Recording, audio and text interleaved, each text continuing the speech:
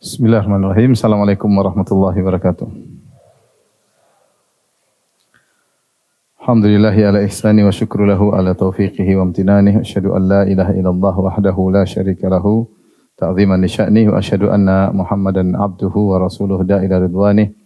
Allahumma salli alaihi wa ala alihi wa ashabihi wa ikhwanih. Hadirin dan hadirat, ini rahmati Allah Subhanahu wa taala. Pada kesempatan kali ini kita akan bahas tentang pengantar ilmu akidah, yaitu muqaddimat atau tamhid fi ilmi al-aqidah, ya. Sebelum kita masuk mempelajari akidah, tentu ada beberapa maklumat, wawasan-wawasan yang perlu kita ketahui dan juga ada istilah-istilah yang mungkin perlu kita ketahui sehingga ketika kita membaca buku-buku terkait akidah kita memahami istilah-istilah tersebut. Maka perlu bagi seorang untuk masuk dalam tamhid atau muqaddimat sebelum dia mempelajari ilmu akidah secara detail. Pertama yang akan kita bahas adalah tentang urgensi belajar akidah. Tentu akidah sebagaimana diketahui adalah usuluddin, pokok daripada agama. Ya, nama lain dari akidah adalah usuluddin.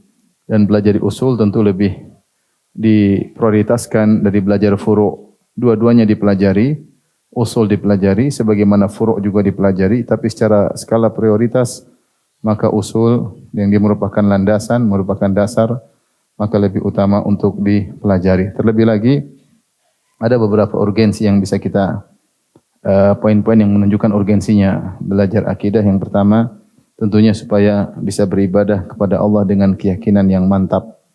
Karena akidah menanamkan keyakinan tentang Allah Subhanahu wa taala.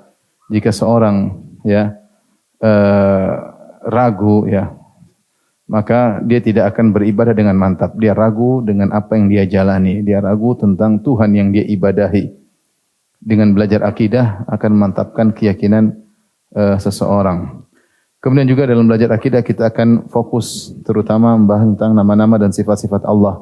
Inilah ilmu yang termulia. Sebagaimana perkataan para ulama, syaraful ilmi bisyarafi ma'lumihi. Keutamaan ilmu ditinjau dari keutamaan yang dipelajari. Keutamaan ilmu ditinjau dari keutamaan yang dipelajari. Syarafu al-ilm bisyarafi ma'lumihi. Keutamaan ilmu tergantung dari apa yang dipelajari. Karena yang dipelajari adalah Allah Subhanahu wa taala, maka ilmu tersebut menjadi ilmu yang sangat agung. Karena kita akan melaah nama-nama Allah, sifat-sifat Allah, sehingga menjadikan seorang lebih khusyuk, lebih khusyuk dalam beribadah, lebih menghayati dalam beribadah. Karena dia tahu betul tentang sifat-sifat zat yang dia ibadahi, tentang nama-nama dan sifat-sifat. Semakin dia mendalami, dia semakin merasa dekat dengan Rabb tersebut. Kemudian yang ketiga, membentengi diri dari syubhat-syubhat yang beredar, dan yang keempat, membentengi dari fitnah syahwat. Dua fitnah ini, fitnah syubhat dan syahwat, adalah fitnah yang siap menerpa siapa saja, terutama di zaman sekarang ini. Di mana setiap syahwat bisa diumbar dan bisa diumbar di medsos dan di internet, dan siapa saja bisa mengaksesnya. Dengan di mana aurat wanita dijadikan tontonan, diumbar di mana-mana, sehingga syahwat dengan berbagai macam keliarannya sekarang bisa diakses di internet dengan mudahnya. Kalau seorang tidak memiliki akidah yang kuat, tidak meyakini bahwasanya Allah mengawasinya, tidak meyakini bahwasanya setiap yang dia lihat akan diminta pertanggungjawaban oleh Allah pada hari kiamat kelak, maka dia akan mudah mengakses itu semua. Sehingga akhirnya dia tenggelam dalam lautan syahwat.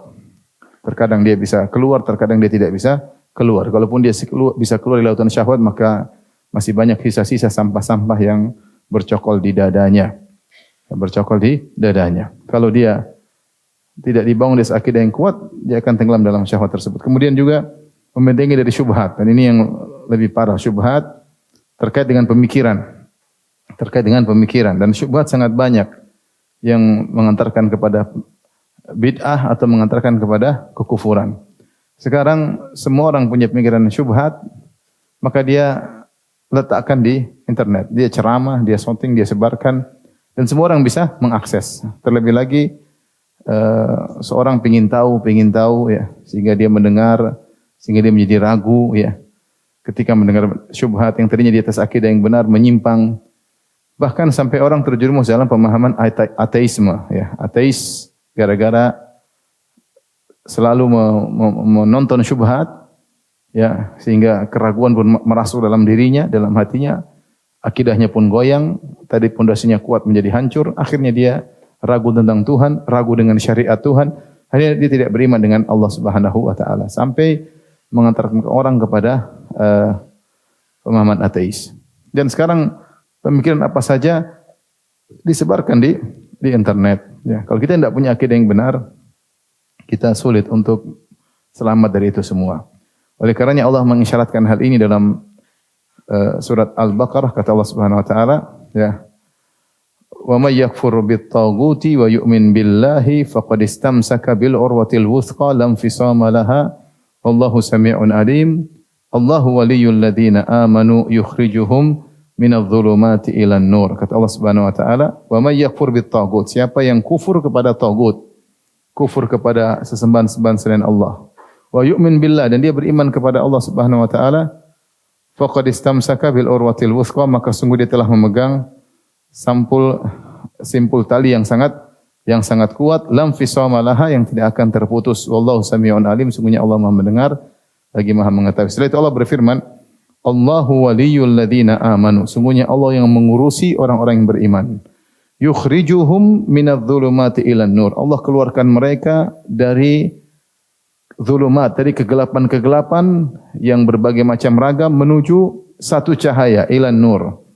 Di sini sebagian ulama tafsir mengatakan, lihatlah Allah Subhanahu wa taala memberi jaza balasan kepada orang yang bertauhid. Wa may yakfur bit-taghuti wa famay yakfur bit-taghuti wa yu'min billah. Siapa yang kufur kepada taghut dan beriman kepada Allah, yaitu la ilaha illallah. La ilaha illallah. Dia bertauhid dan dia kufur kepada sembahan selain Allah. Faqad istamsaka bil urwatil wuthqa, balasannya dia adalah jazaannya, balasannya dia memegang tali keimanan yang sangat kuat yang tidak akan terputus. Setelah itu Allah berfirman, Allah yang mengurusi orang-orang yang beriman. Orang-orang yang bertauhid, yang berakidah yang kokoh akan diurusi oleh Allah. Yukhrijuhum, Allah mengeluarkan mereka. Di sini Allah menggunakan fi'il mudhari'. Yukhriju itu fi'il mudhari'. Kalau dalam bahasa Inggris disebut continuous tense, berkesinambungan. Allah senantiasa mengeluarkan orang-orang beriman minadh dhulumat, dari berbagai macam kegelapan. Dhulumat maksudnya syubhat dan syahwat.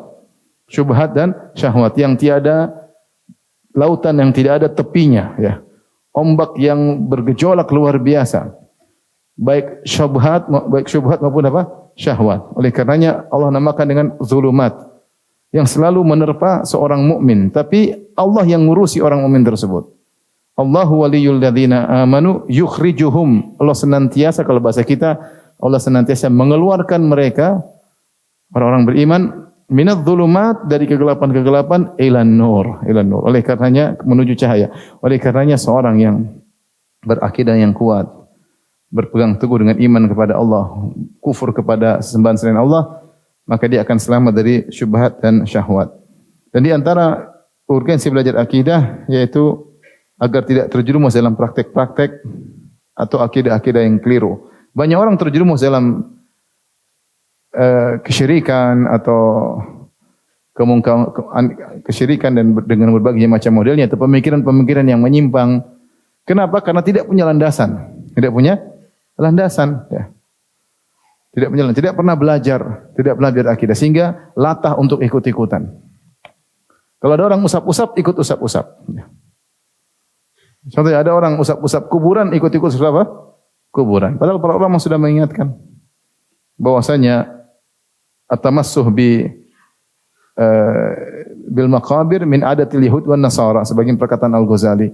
Mengusap-ngusap dinding-dinding kuburan itu kebiasaan Yahudi dan Nasara. Ada orang usap-usap, ikut-ikutan usap-usap. Latah. Ada orang datang kuburan minta-minta kepada penghuni kubur, ikut-ikutan. Kenapa? Latah. Kenapa? Dia tidak punya dasar. Orang pakai jimat, ikut-ikutan pakai jimat. Katanya begini, ikut-ikutan. Ada orang menyebarkan khurafat. Katanya kalau begini tatoyur maka begini. Ikut-ikutan. Katanya angka 13 sial. Dia enggak punya landasan, dia ikut. Sehingga banyak, sebagaimana dijelaskan oleh Ibnu Taimiyah rahimahullah, banyak orang terjerumus dalam praktek kesyirikan atau penyimpangan karena tidak punya landasan yang kuat. Tidak punya landasan yang kuat. Oleh karenanya, belajar akidah itu sangat urgent bagi kita. Ya. Sebagaimana yang tadi kita jelaskan. Yang penting juga mungkin saya tambahkan, ya. Yang keenam, agar bahagia, ya. Bahagia di dunia, terlebih lagi di akhirat. Di akhirat. Orang yang berakidah yang benar, dia tenang, dia tentram. Apapun kondisi yang terjadi, kondisi yang menimpanya, yang menerpanya, ujian menerpanya, dia kokoh. Ujian silih berganti datang menimpanya, dia tegar. Karena dia punya landasan yang kuat. Dia bergantung kepada Allah Subhanahu wa ta'ala. Bergantung kepada Allah Subhanahu wa ta'ala. Ya. Saya lihat ketika akidah tersebar dengan kuat, maka seorang tidak mudah terjerumus dalam kesyirikan. Ya. Kita lihat misalnya di Arab Saudi. Arab Saudi kajian tauhid sejak SD orang belajar tauhid. SD, SMP, SMA. Ya. Nggak ada orang ke kuburan kemudian takut sama hantu. Nggak ada. Mereka ke kuburan malam hari. Nggak ada takut apa? Genderuwo. Ya. Karena memang mereka punya keyakinan yang kuat. Ya. Kalau kita baru jalan, nggak usah dekat. Kalau naik motor depan kuburan, kenceng. Kenapa? Karena sudah terlanjur hati kita sudah dipenuhi dengan berbagai macam tontonan yang merusak akidah. Mau dibilang ya bahwasanya orang kalau sudah mati ruhnya alam barzah, iya saya sudah tahu wawasannya, tapi aplikasinya masih belum mantap ya. Seperti itu ya. Takut ya. Lihat bagaimana saya cerita kemarin waktu hajian ya. Kita mengalami kondisi yang sulit sampai ada seorang pekerja, orang Arab di Mekah, dia ngurusin, dia bantu sampai selesai. Dan itu hal yang sangat menakjubkan. Maka saya bilang sama jamaah haji, lihat, dia luar biasa. Orang ini, dia bantu kita sampai selesai urusan. Itu pekerjaan yang sangat berat. Kemudian saya ketemu dia, saya bilang, Masya Allah Abdullah, anta Masya Allah, kata dia. Fadlun minallah, kata dia. Semua dari Allah. Semua dari Allah. Tidak ada sombongnya sama sekali. Itu orang awam, bukan ustadz. Coba kalau kita, oh iya, saya memang baru tahu ya. Baru tahu, saya sudah pengalaman saya. Kenapa? Karena kalau orang sudah belajar akidah yang kuat, selalu diajarin bahwasanya dicekokin bahwasanya semua karunia dari siapa? Dari Allah. Maka mudah dia mengucapkan demikian. Artinya akidah ini membuat kita tenang, membuat kita bahagia di dunia terlebih lagi di akhirat. Baik, kita lanjutkan. Ini urgensi belajar akidah.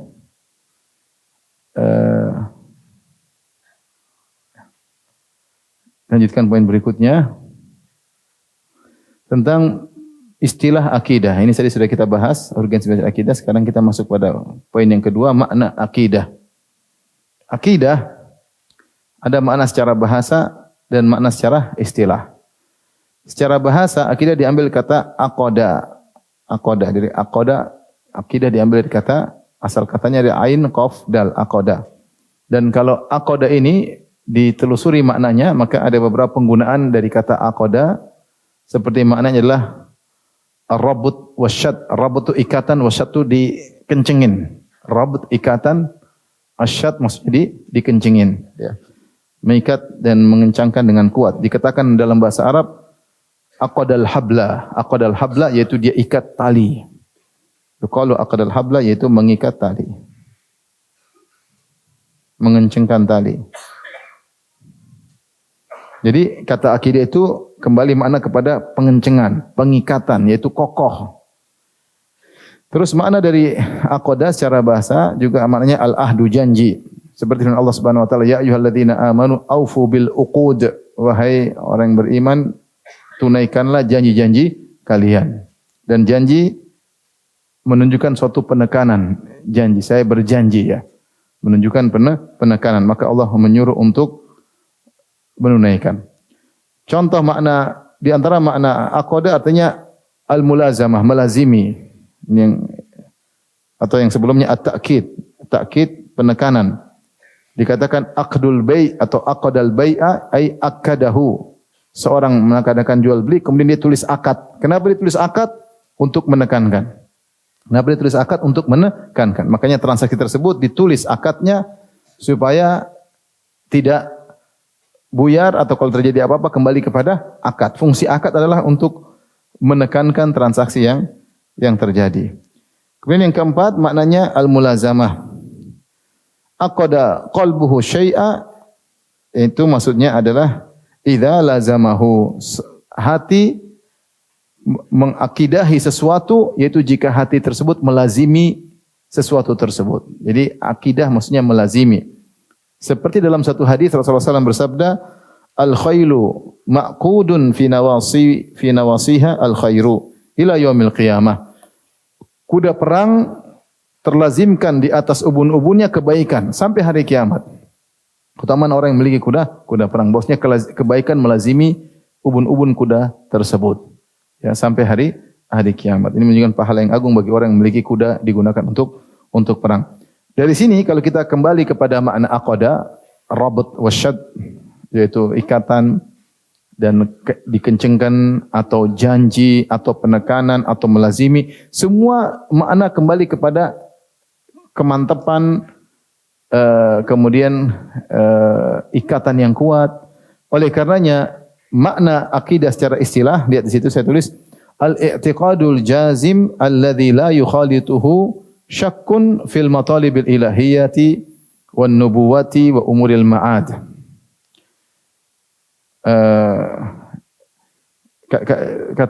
Maksudnya akidah adalah keyakinan yang mantap.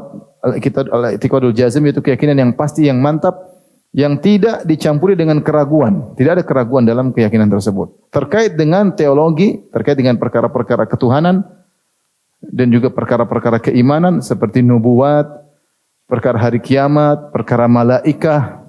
Ini semua disebut dengan akidah.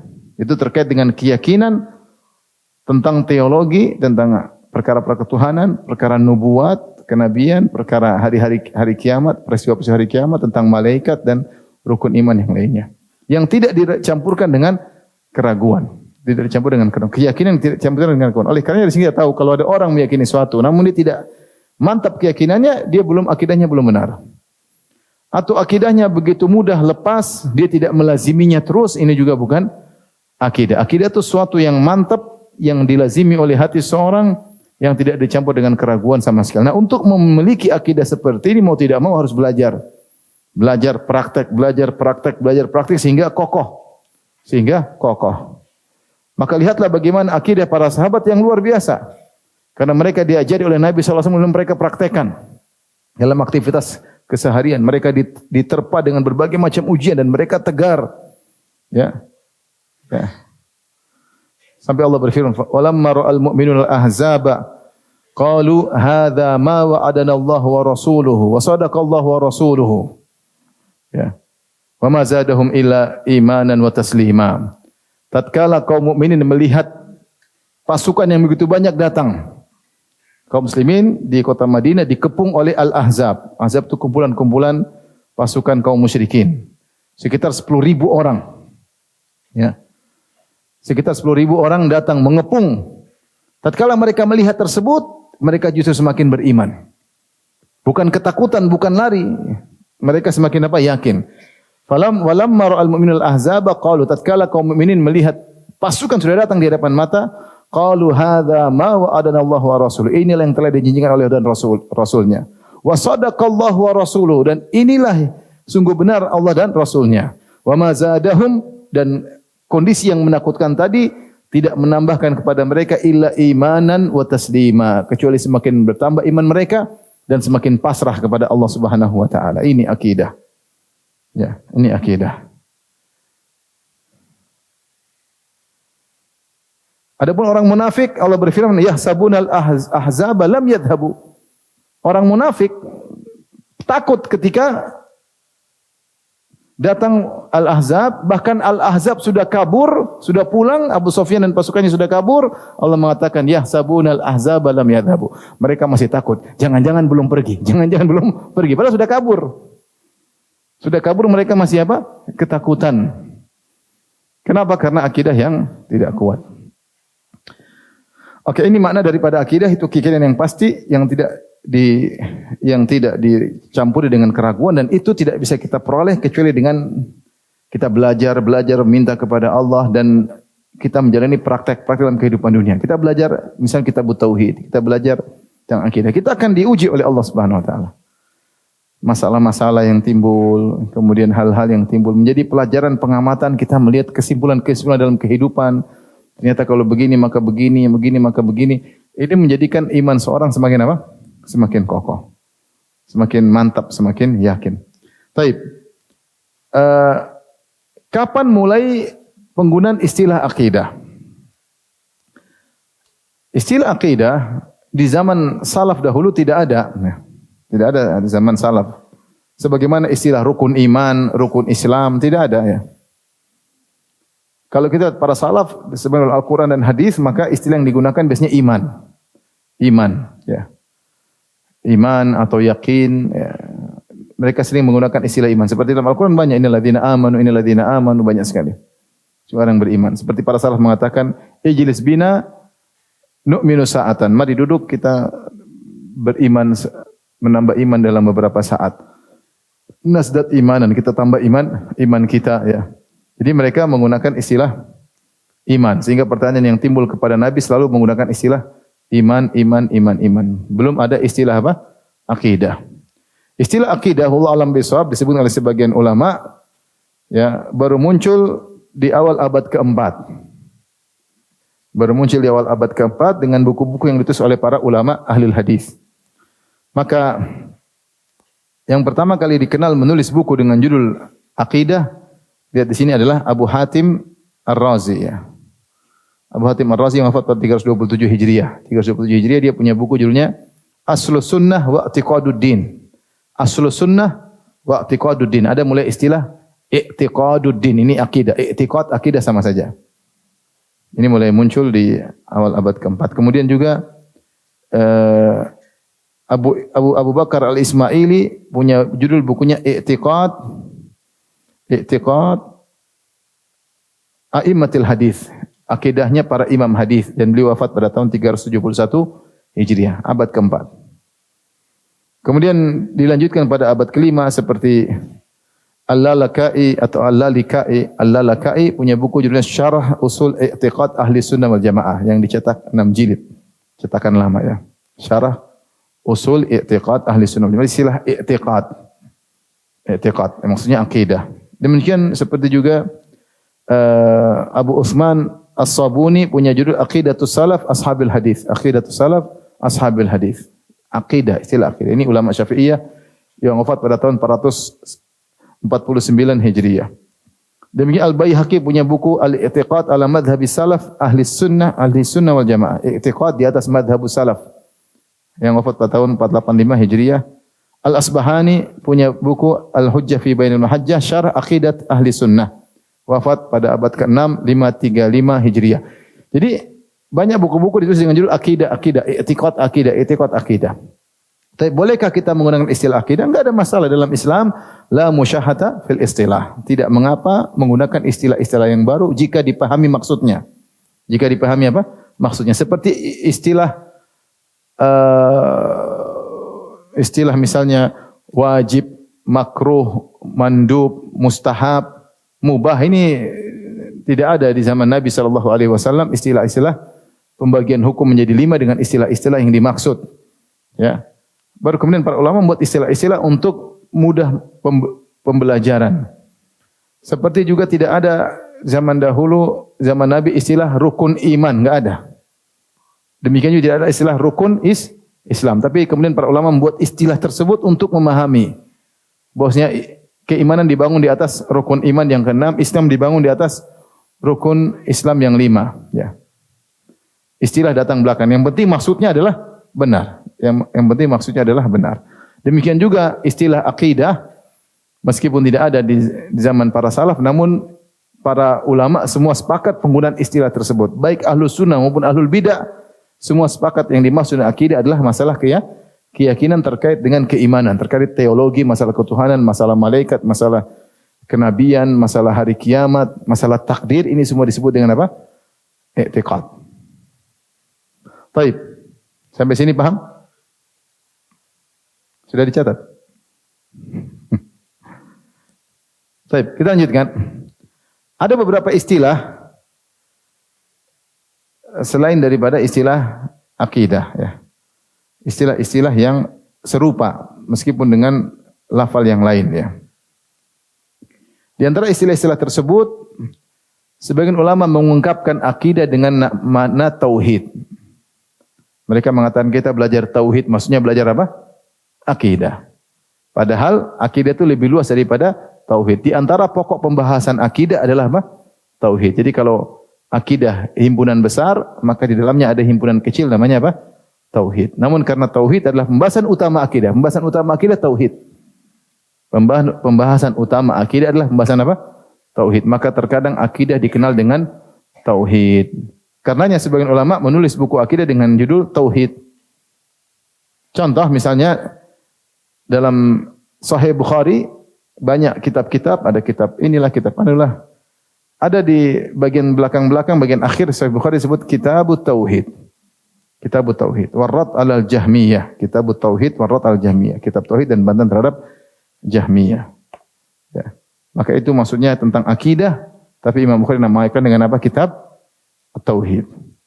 Demikian juga misalnya Ibnu Khuzaimah punya buku judulnya Kitabut Tauhid, Ibnu Khuzaimah. Demikian juga Ibnu Mandah punya buku judulnya Kitabut Tauhid, ya. Oleh karenanya banyak ulama menamakan buku mereka dengan buku apa?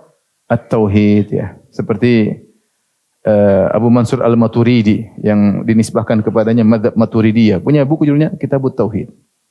Ya, artinya bukan cuma Ahlus Sunnah, demikian juga kelompok-kelompok yang lain, mereka juga menamakan sebagian buku-buku mereka dengan kitab apa? At-Tauhid. Terserah bagaimana penafsiran mereka tentang apa? Tauhid. Tapi mereka menamakan akidah dengan Tauhid. Ini salah satu istilah.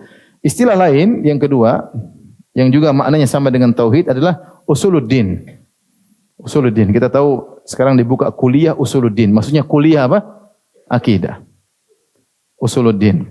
Kenapa dinamakan akidah dengan Usuluddin? Karena diambil dari kata asal. Karena akidah landasan. Akidah adalah landasan dan agama dibangun dengan di atas landasan tersebut.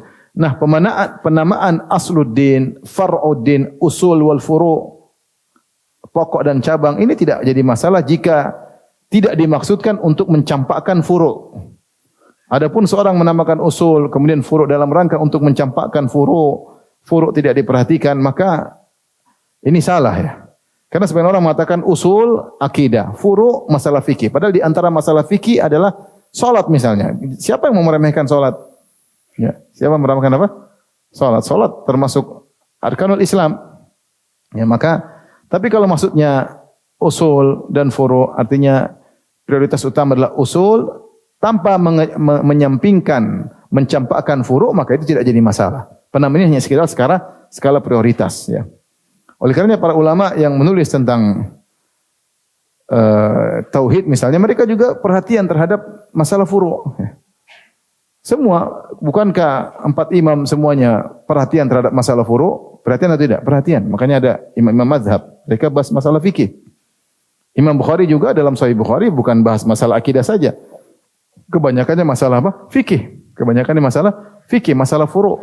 Jadi kalau orang menamakan Usuluddin maksudnya skala prioritas tanpa mencampakkan yang furu', maka tidak jadi masalah, tidak jadi masalah.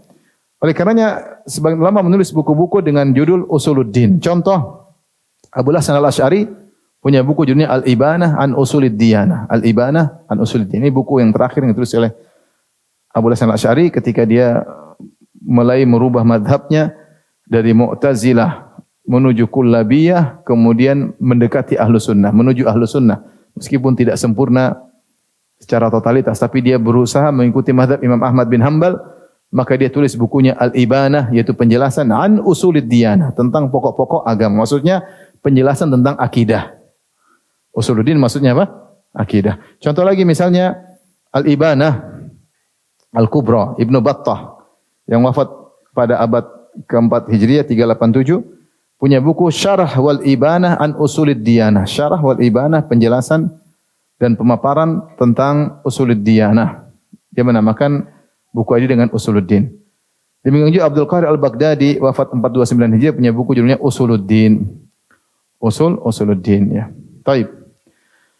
Di antara istilah yang sama seperti Al-Fiqhul Akbar. Sebagian ulama menulis buku akidah dengan judul Al-Fiqhu Al-Akbar. Al-Fiqh di antaranya buku Al-Fiqhul Akbar yang dinisbahkan kepada Imam Abu Hanifah. Meskipun para ulama khilaf apakah valid penisbatan tersebut kepada Imam Abu Hanifah, ada yang mengatakan tidak valid karena perawinya bermasalah, dia datang dari 3 jalur, ada yang mengatakan valid hanya saja dalam sebagian lafalnya, ada lafal-lafal yang aneh seperti lafal-lafal yang digunakan oleh orang-orang filsafat padahal di zaman itu belum ada. Intinya dinisbahkan kepada Imam Abu Hanifah buku judulnya Al-Fiqhul Akbar, fikih besar. Untuk menunjukkan akidah juga adalah fikih, tapi fikih besar. Adapun fikih hukum-hukum fikul asgar, fikul asgar. Demikian juga ada sebuah buku yang dinisbahkan kepada Al-Imam Syafi'i judulnya Al-Fiqhul Akbar tentang akidah tapi penisbatannya tidak valid. Tapi penisbatannya tidak valid. Tapi intinya mereka mengistilahkan akidah dengan Al-Fiqhu Al-Akbar, fikih besar. Sama dengan Usuluddin. Baik. Yang terakhir, sebagian ulama menamakan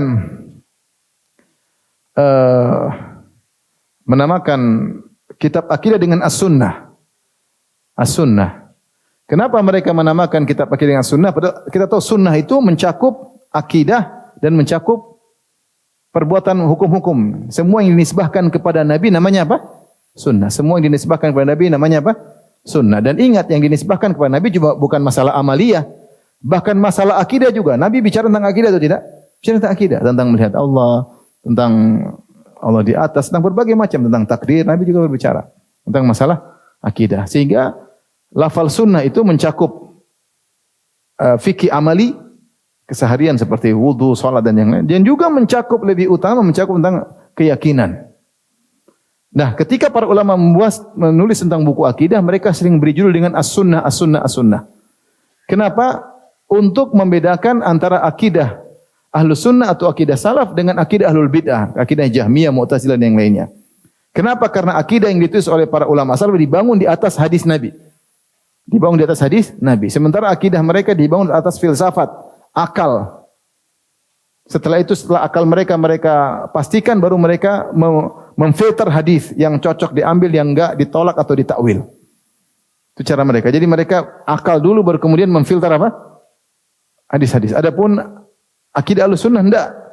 Mereka dibangun di atas hadis-hadis Nabi, di atas sunnah Nabi, maka mereka menamakan buku akidah mereka dengan apa? As-Sunnah. Contohnya Al-Humaidi. Al-Humaidi gurunya Al-Imam Al-Bukhari yang wafat pada tahun 219 Hijriah punya buku judulnya Usulus Sunnah. Usul As-Sunnah. Imam Ahmad yang wafat pada tahun 241 Hijriah punya buku juga judulnya Usul Sunnah. Ada nama apa? As-Sunnah.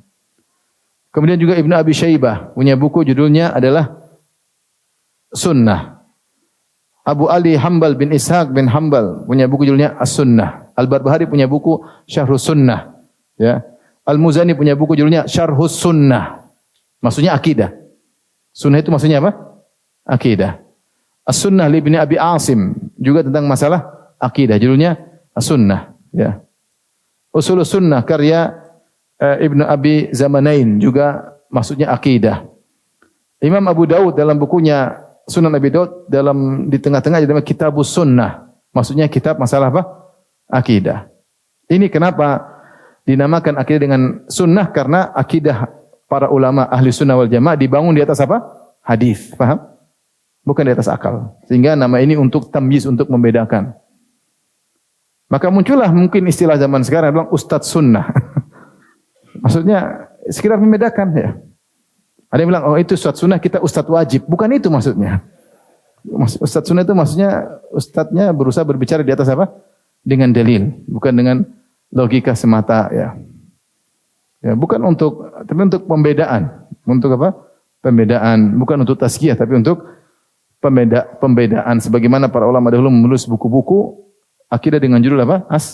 As-Sunnah. Paham? Baik, ada istilah-istilah yang tidak, contoh saya mungkin tambah di sini, istilah-istilah yang tidak pas. Misalnya mereka mengatakan tentang akidah disebut dengan ilmu filsafat, misalnya. Ilmu filsafat. Filsafat ini istilah digunakan oleh sebagian ahlul bidah, mereka ilmu akidah maksudnya belajar apa? Filsafat. Ya, ini mungkin tidak pas. Atau mereka istilah dengan ilmu kalam. Ilmu kalam maksudnya tentang akidah, tentang bicara tentang Allah. Sebenarnya ilmu kalam. Pembahasan al-kalam maksudnya masalah tentang teologi tapi dengan metode mereka. Ini istilah yang mungkin tidak pas tapi digunakan. Digunakan ilmu kalam maksudnya untuk pembahasan apa? Akidah ya. Ada lagi mungkin istilah mungkin ilmu metafisika ya. Contoh, ini juga maksudnya pembahasan di balik alam. Ini istilah digunakan oleh orang filsafat. Metafisika maksudnya mawara al-alam, pembahasan tentang teologi, tentang Tuhan. Ini juga akidah, tapi istilah yang mungkin kurang pas ya. Tapi istilah ini ada, digunakan oleh sebagian orang. Maksud mereka adalah membahas masalah akidah. Tapi paham sampai sini? Yakin? Tanpa ada keraguan? Baik, kita lanjutkan. Adapun pembahasan ilmu akidah secara global. Apa sih yang dibahas dalam ilmu akidah? Ilmu akidah. Ilmu akidah itu luas. Semua tentang masalah keyakinan disebut dengan ilmu apa? Akidah. Yang inti, ini banyak sekali coret-coretnya ya. Ini inti. Masalah keimanan adalah inti. Perhatikan. Masalah keimanan inilah inti.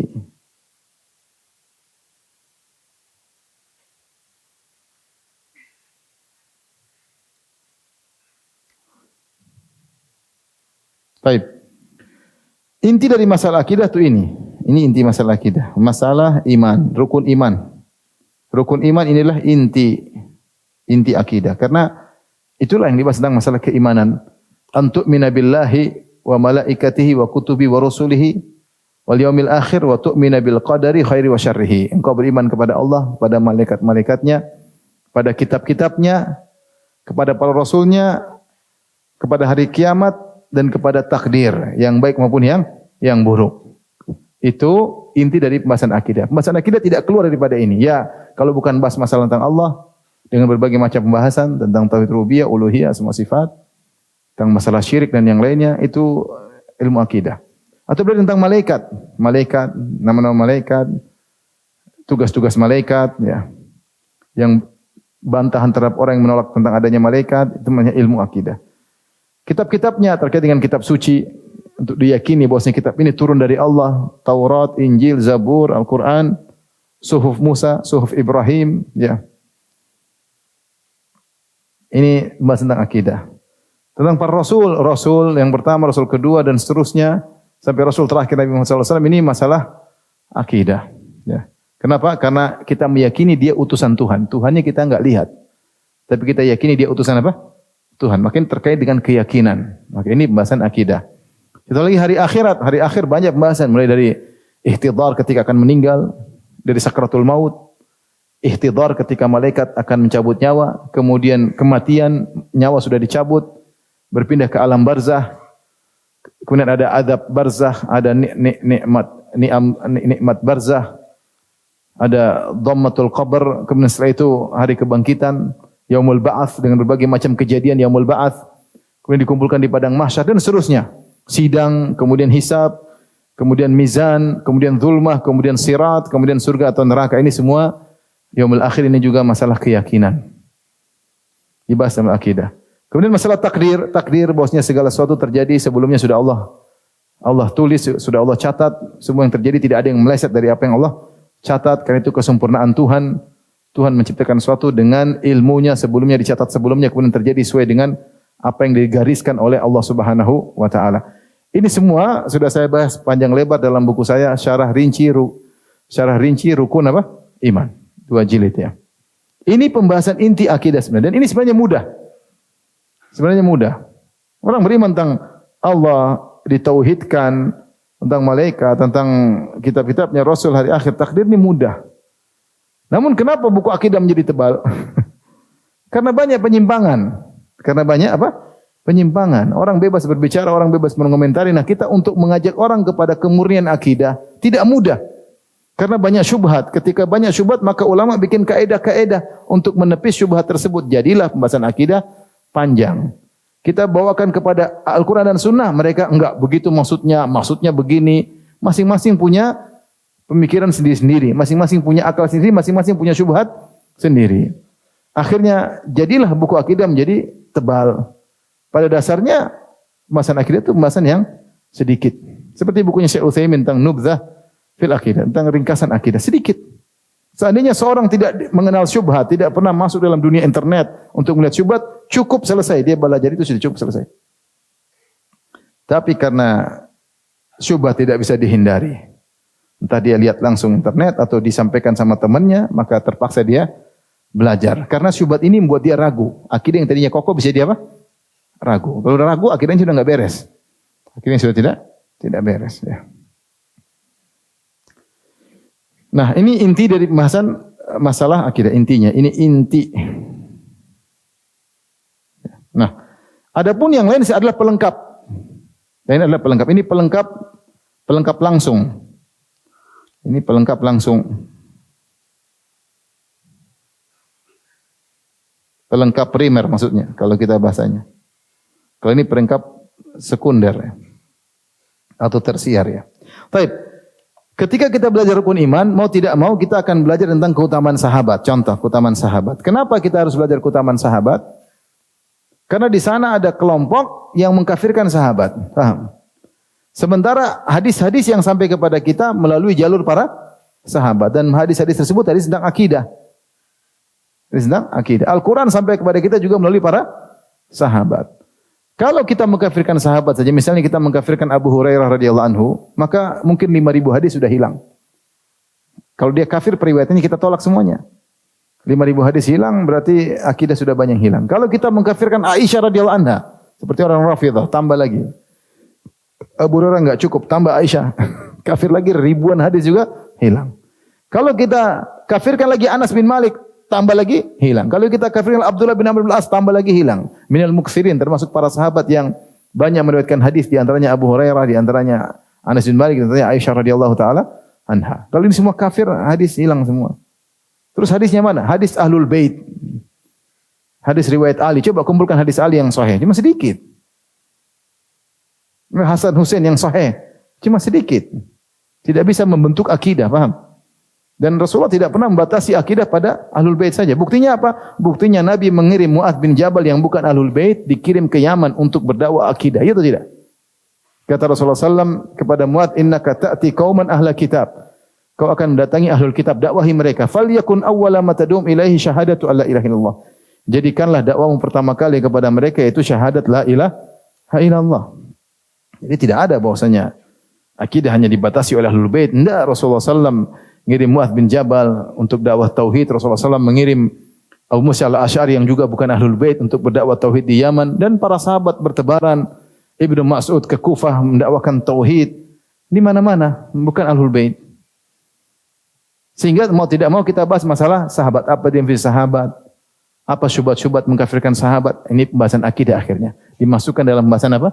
Akidah. Pada dasarnya bukan. Contoh juga keutamaan Ahlul Bait. Ahlul Bait kita bahas juga. Ahlul Bait itu siapa, keutamaannya bagaimana? Karena ada kelompok-kelompok yang gulu terhadap Ahlul Bait dan ada yang mengkafirkan Ahlul Bait atau memusuhi Ahlul Bait.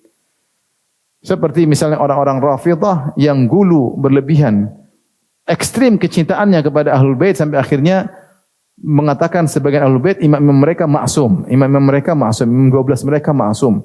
Ali bin Abi Thalib maksum, Hasan maksum, Husain maksum. Ali Zainal Abidin maksum, Muhammad Al-Baqir maksum, Ja'far As-Shadiq maksum, terus sampai imam mereka maksum. Kalau sudah maksum, kalau kita yang maksum cuma siapa? Nabi Muhammad sallallahu alaihi wasallam. Kalau sudah maksum, maka seluruh perkataan mereka adalah dalil. Paham? Seluruh mereka, Fatimah maksum karena putri Nabi, maka seluruh perkataan mereka dalil, semua perbuatan mereka adalah argumentasi, hujjah Kalau begitu, kedudukan perbuatan dan perkataan mereka sama seperti perbuatan dan perkataan Nabi sallallahu alaihi wasallam. Karena boleh dijadikan apa? Hujjah. Karena enggak mungkin salah, berarti dalil. Kalau mereka maksum, berarti semua perkataan mereka apa adalah dalil. Semua perbuatan mereka adalah apa? Dalil. Sebagaimana yang diucapkan oleh Nabi Muhammad sallallahu alaihi wasallam. Ketika kita mengatakan seorang maksum, sungguhnya kita mendudukan dia sama dengan Nabi persis dalam masalah tasyri', dalam masalah pensyariatan. Hanya saja ini kita namakan wali, ini satunya kita namakan apa? Nabi. Namun secara tasyri' pembuatan syariat sama, tidak ada bedanya karena sama-sama apa? Maksum. Apalagi kalau mengatakan wali-wali yang maksum ini bisa mengkhususkan hadis Nabi. Lebih repot lagi. Bisa mengkhususkan hadis Nabi atau bisa memansuhkan hadis Nabi, lebih repot lagi. Sehingga kalah akhirnya hadis Nabi dengan hadis-hadis yang datang belakang. Oleh karena orang Rafidhah ketika mereka berbicara tentang hadis, bukan cuma hadis Nabi Muhammad SAW saja.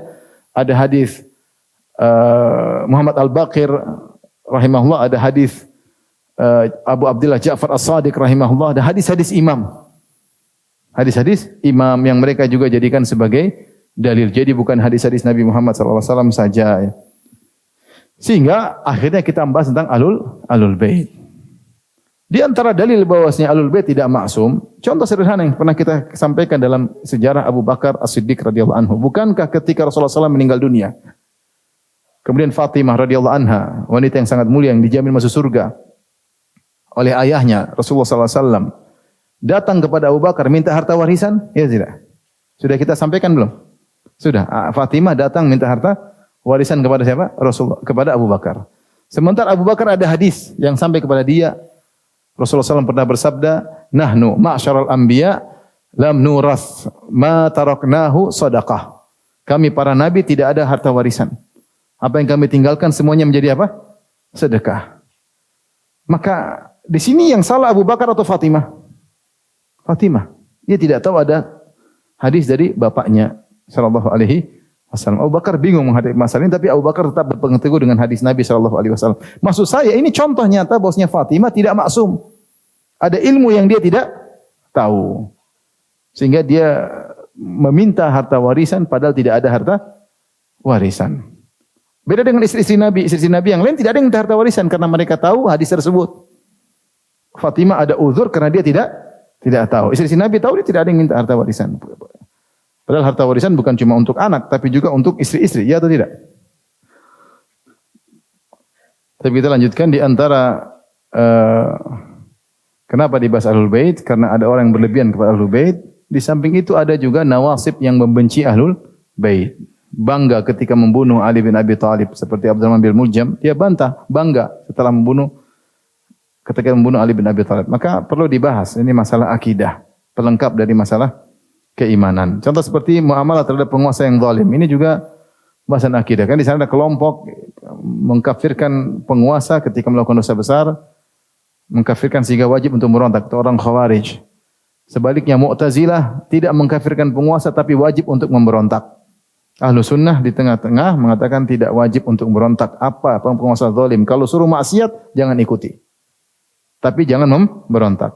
Kalau suruh ketaatan kita wajib untuk menjalankan. Tapi tidak boleh memberontak karena hadis-hadis Nabi begitu banyak melarang terjadinya pemberontakan sehingga akan menimbulkan pertumpahan darah. Maka dibahas dalam masalah akidah. Contoh lagi masalah akhlak mulia. Sebagian buku akidah menyantumkan tentang masalah akhlak yang mulia. Saya sebutkan dalam akidah wasitiyah. Di antaranya seperti Al-Muzani menyebutkan masalah akhlak. Akidah wasitiyah sendiri menyebutkan masalah akhlak. Karena akhlak adalah konsekuensi dari keimanan. Contoh juga dibahas masalah fikih seperti masalah al-mashu alal khuffain, bahwasanya bolehnya mengusap ketika wudu, bolehnya mengusap khuf tanpa harus membuka khuf, sepatu diusap tanpa harus dibuka sepatu. Sebagai masalah, ini masalah fikih sebenarnya. Tapi kenapa di masalah akidah? Untuk membedakan antara Ahlussunnah dengan Rafidhah misalnya. Karena Rafidhah menolak fikih tersebut. Padahal hadis tentang al-mashu al khuffain diriwayatkan lebih dari 50 sahabat. Mutawatir, sehingga tidak diragukan lagi ini perkataan Nabi. Lah, ketika kamu tidak mengamalkan, kamu tidak berakidah tentang masalah ini. Ini sebenarnya masalah fikih. Tapi saking banyaknya yang meriwayatkan di kalangan sahabat, sekitar 50 sahabat lebih. Kalau ini jangan lewat depan ya. Ada apa namanya? Di belakang kamera ya. bagi yang lain semuanya ya. Kalau ada yang mau lewat depan, lewat belakang apa? Kamera biar tidak mengganggu penonton di YouTube dan apa? Facebook ya. Sekedar pemberitahuan. Jadi dibahas karena terlalu banyak sahabat yang meriwayatkan tentang al-mas'u al-khuffain sehingga sampai pada derajat yakin mutawatir. Kalau ada yang mengingkari seakan-akan dia mengingkari suatu keyakinan. Padahal ini masalah fikih sebenarnya, tapi dibahas dalam masalah akidah karena ada keterkaitan dengan keimanan dengan perkataan Rasulullah sallallahu alaihi wasallam ya. Ini namanya pelengkap-pelengkap tapi dia pelengkap-pelengkap primer terkait langsung dengan masalah keimanan. Selanjutnya ada masalah pelengkap sekunder, insyaallah kita lanjutkan pada pertemuan berikutnya. Insyaallah taala ya. Tapi demikian saja. Subhanakallah bihamdik asyhadu an la ilaha illa anta astaghfiruka wa atubu ilaik. Assalamualaikum warahmatullahi wabarakatuh.